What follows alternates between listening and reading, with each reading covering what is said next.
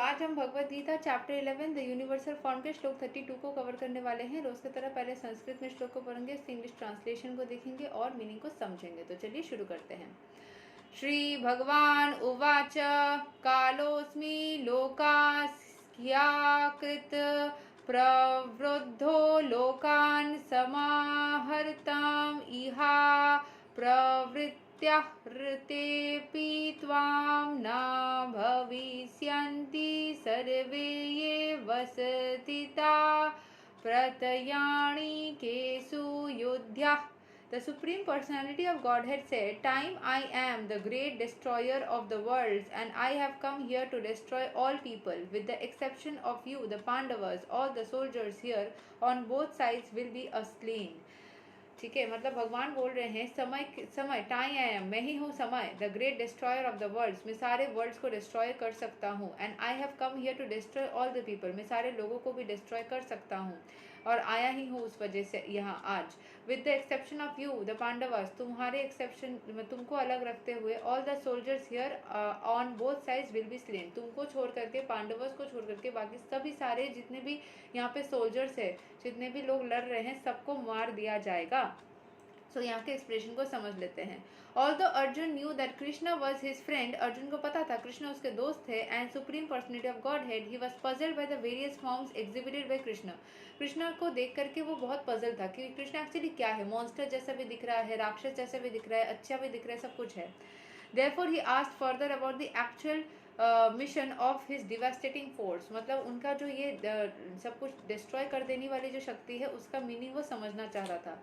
It is written in the Vedas that the supreme truth destroys everything, जो सच्चाई है वो सब कुछ डिस्ट्रॉय करता है, इवन द ब्रह्मणास, as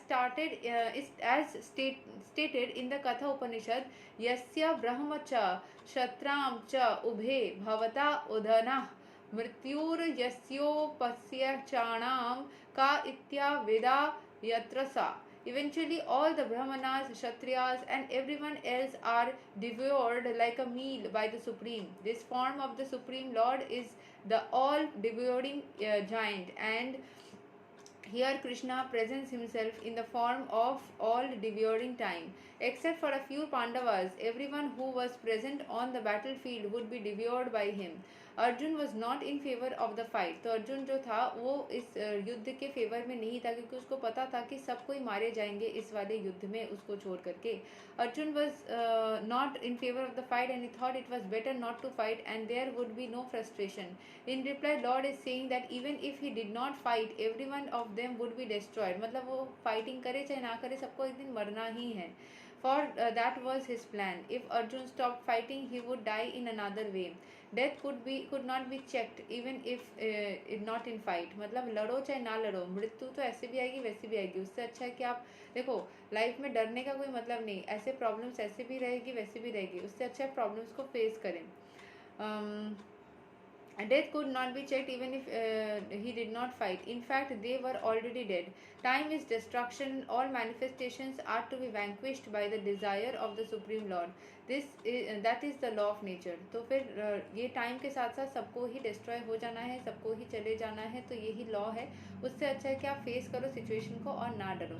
यही तक था श्लोक number 32 of Bhagavad Gita chapter 11। अगले दिन हम श्लोक 33 को कवर करेंगे। तब तक के लिए हरे कृष्ण, राधे राधे, जय श्री राम।